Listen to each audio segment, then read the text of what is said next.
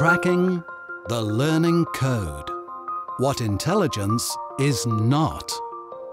The tests that tyrannized us as we went through school. From the achievement tests that sought us out into those that would be shunted towards technical schools and those destined for college, to the SATs that determined what, if any, college we would be allowed to attend, are based on a limited notion of intelligence, one out of touch with the true range of skill and abilities that matter for life over and beyond IQ. Daniel Goleman, author of The Emotional Quotient. Possibly the worst education invention of this century was the so-called intelligence test. Gordon Dryden and Jeanette Voss, authors of The Learning Revolution. Like learning, intelligence is not what you've been led to believe it is. It isn't represented by your score on a pen and paper test like IQ or SAT.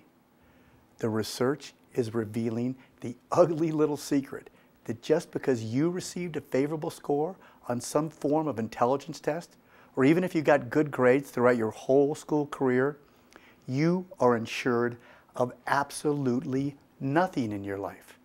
Not personal success, not happiness, not financial gain. We are now just finding out that the reality is very different from our common perceptions. The fallacy that good grades and good scores on pen and paper tests lead to future success has led to what one of the world's leading experts on intelligence, Howard Gardner, calls the IQ way of thinking. That is, we believe you either born smart or not, that your level of linguistic aptitude will determine your future success, and that pen and paper tests can predict whether you will do well in life or not. But under the light of research, our previously held beliefs about what high IQ, SAT scores, and good grades and class position really mean to your future success begin to crumble. Studies indicate that these measures are very good at indicating who will do well within the academic system, but sadly, they are very poor indicators about who will do well in the real world. Consider a study that followed valedictorians and salutatorians. While these students had the attributes to ensure school success, these characteristics did not translate into real-world success. By their late 20s, these superior students had reached only average levels of success in life. Only 1 in 4 were achieving at the highest levels of their chosen profession, and the rest were doing much less well.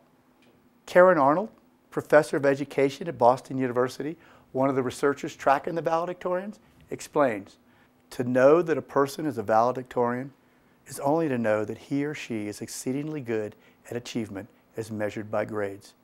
It tells you nothing about how they react to the vicissitudes of life.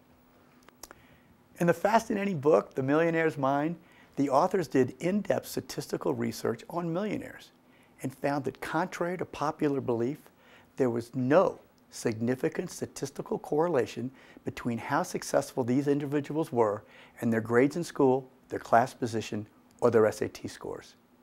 One study of Harvard grads reported in the New York Times found that even graduating from an Ivy League school did not ensure success. During the downsizing craze that swept the corporate world in the 1990s, this study found that 36 years after graduating, when these Ivy Leaguers should have been at the top of their game, 25% of them had lost their jobs, were looking for work, or were even on welfare. Neither their grades nor their Ivy League diplomas helped them to effectively adapt to a changing world. Just before they got the downsizing axe, no one asked them, what school did you go to? And, by the way, did you get good grades? We all know of individuals considered by the system to be class dummies, but who went on to be multimillionaires, and conversely, others who did great in the academic setting, but who went on to achieve very little, if anything at all, in life. Consider this interesting fact. 6 of the most important minds of the 21st century who have shaped our information age did not even finish college. Bill Gates and Paul Allen, founders of Microsoft, Steve Wozniak and Steve Jobs, founders of Apple, Michael Dell, founder of Dell, and Ted Turner, founder of CNN. Heck, Karl Rove, the fellow who masterminded George Bush's ascent to the presidency, didn't even finish college. Consider other well-known and successful entrepreneurs who did not even finish high school.